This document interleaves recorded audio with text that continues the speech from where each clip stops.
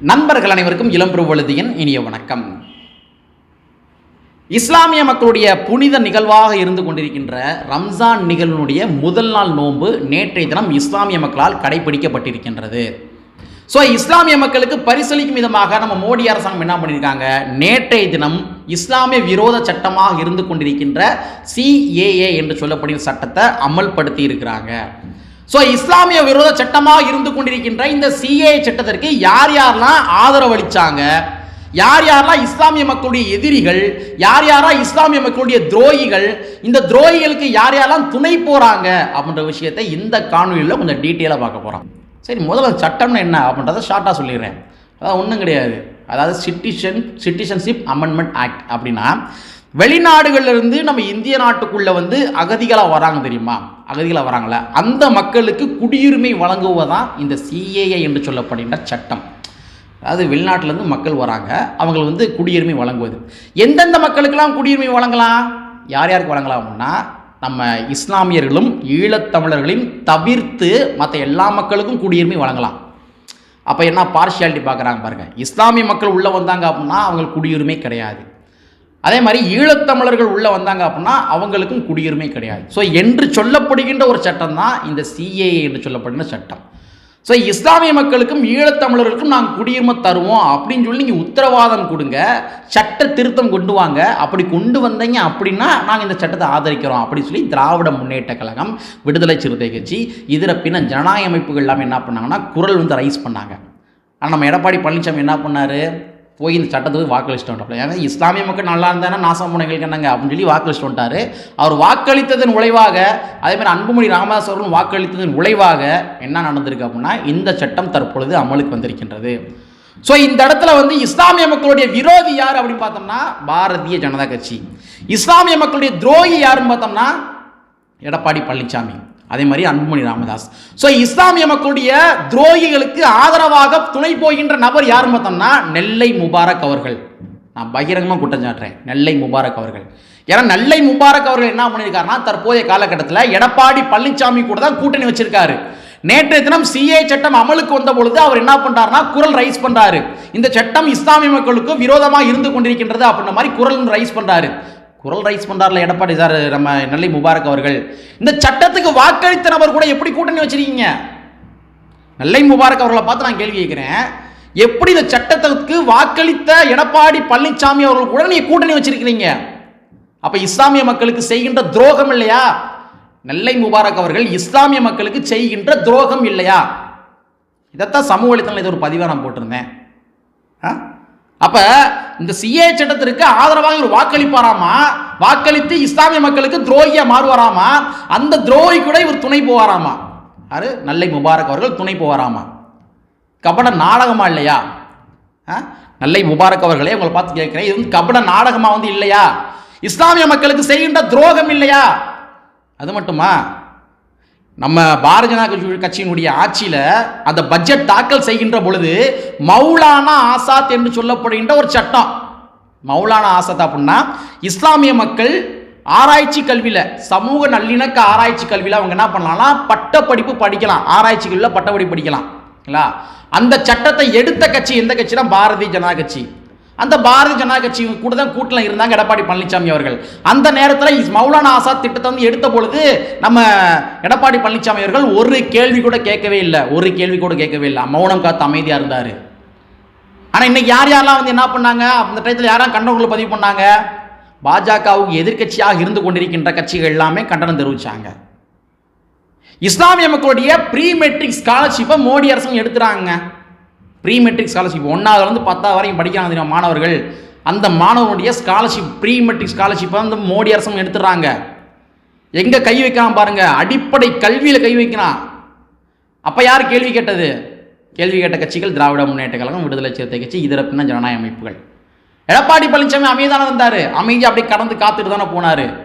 அப்பையும் கூட கேள்வி கேட்கலையே, மோடி அரசாங்கத்தை எதிர்த்து கேள்வி கேட்கலையே. ஒரு பிரஸ் மீட்டில் பேச கூட சொன்னார், CAA சட்டத்தினால எந்த பாதிப்பும் இல்லைன்னு சொன்னார். அப்ப அந்த மாதிரி ஒரு நபர் கூட எப்படி நீங்களால கூட்டணி வைக்க முடியுது? நெல்லை முபாரக் அவர்களே, உங்களை பார்த்து கேட்கிறேன், எப்படி உங்களால் கூட்டணி வைக்க முடியுது? அப்போ வந்து தமிழ்நாடை பொறுத்த வரைக்கும் இஸ்லாமியர் எல்லாமே சிதறடிச்சு அதன் மூலமாக பாசிச பாஜக அரசாங்கத்தை மீண்டும் தமிழ்நாட்டுக்குள்ள நிறுவனம் அப்படின்றத உங்களுடைய இலக்கா இருக்குதா? அதான உங்களுக்கு இலக்கா இருக்குது.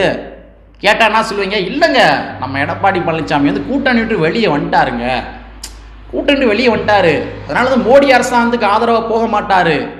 நானா கேட்குறேன் அப்படின்னா, இந்தியாவை பொறுத்த வரைக்கும் 2 கட்சி தான் பிரதமர் வேட்பாளர் வர முடியும். இதான் யதார்த்தமான உண்மை.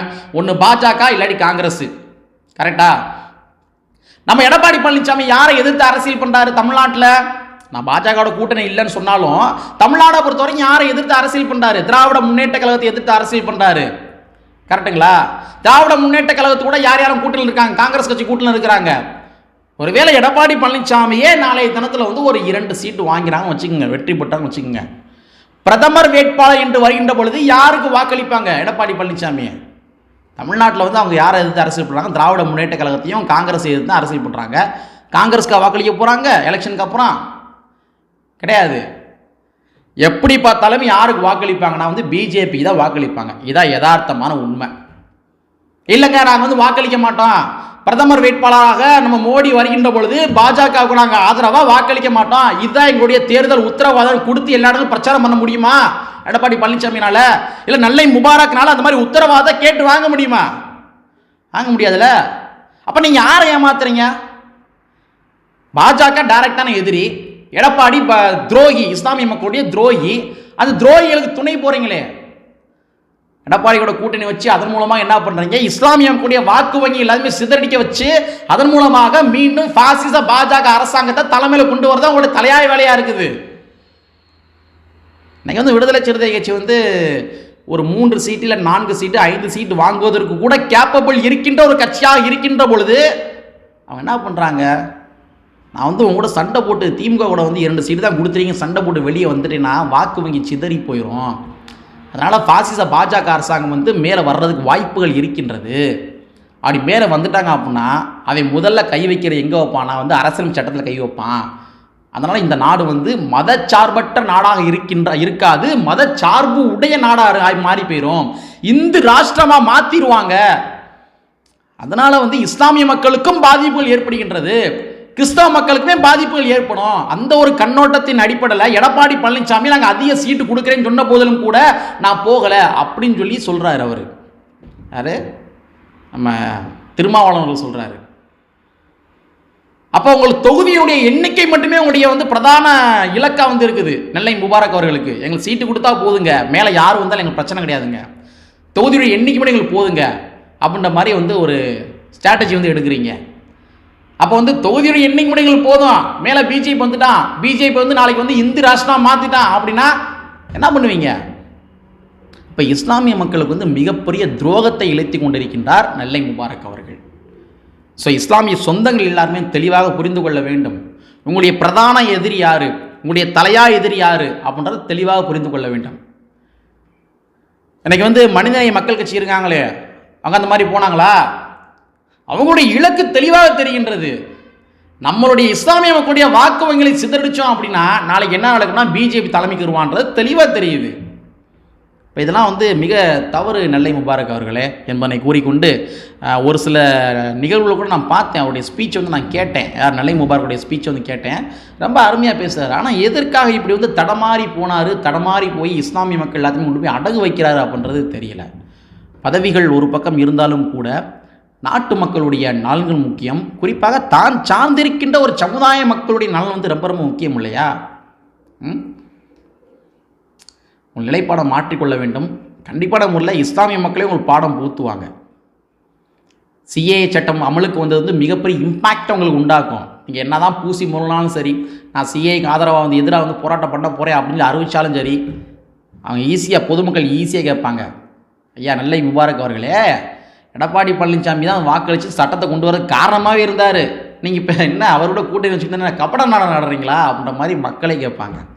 என்பதை கூறிக்கொண்டே கற்பி ஒன்று புரட்சி செய்கின்ற புரட்சி நம்ம வரையை கூறிக்கொண்டே நிறைவு செய்கின்றேன். நன்றி, வணக்கம்.